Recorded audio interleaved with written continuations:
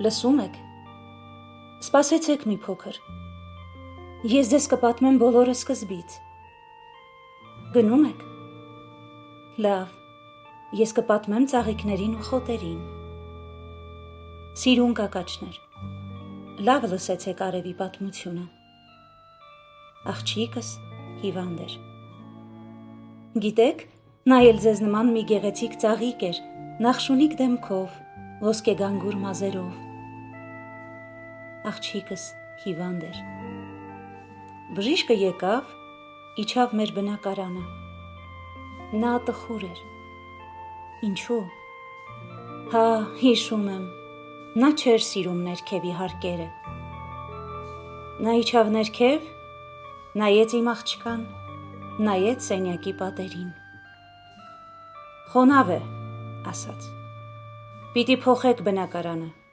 պիտի արևկող սենյակ ճարեք, քանի երեխա ունեք, հարցրեց, 3 էին, 2-ը մեռան, մնաց այս մեկը, ազատեք իմ աղջկան, նա մեր տան հոգին է, նա ինչ-որ տեղ գրեց ու տխուր դեմքով դուրս գնաց, հայրիկ, ինչ գրեց բժիշկը, հարցրեց աղջիկս, արև գրեց, սիրելիս, արև գրեց, որ փայլի քեզ վրա ու ազատի ցավից, ու այն օրը գնացի արև փնտրելու, գնացի շատ հեռու, քաղաքի ծայրը ու գտա արևկող մի բնակարան, սիրուն կակաչներ, արևի զավակներ, ավելի լավ չէր լինի, ձեզ մոտ բերեի իմ ոսկեծամիկ աղջկան, դուք նրան կզուգեիք կարմիր ու կանաչ, բայց հա, գիտեմ, դուք նրան հաց չէիք տա, դուք սնվում եք վաղորդյան ցողով, լսեք, ես դեռ չեմ վերջացրել, մյուս առավոտ պիտի տանեի աղջկաս արևի տուն, բայց երբ լուսացավ, նա ինձ կանչեց,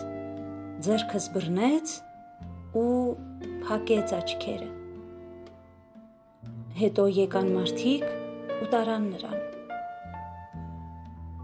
ու երբ ոսկեծամիկ աղջիկս հեռացավ մեզնից, ես դարձա արևի հիվանդ, ես գնում էի, նստում փոքրիկ գերեզմանի մոտ ու սպասում արևածագին, ու մի օր էլ դիմեցի արևին, հզոր արև, ասացի, մի մեծ գանգատ ունեմ քեզնից, ինչու դու մի շողք խնայեցիր իմ աղջկան, ինչու սպանեցիր ու տարար նրան, նա տխրեց ու մթնեց, գնա ասաց, հայտնիր աշխարհին,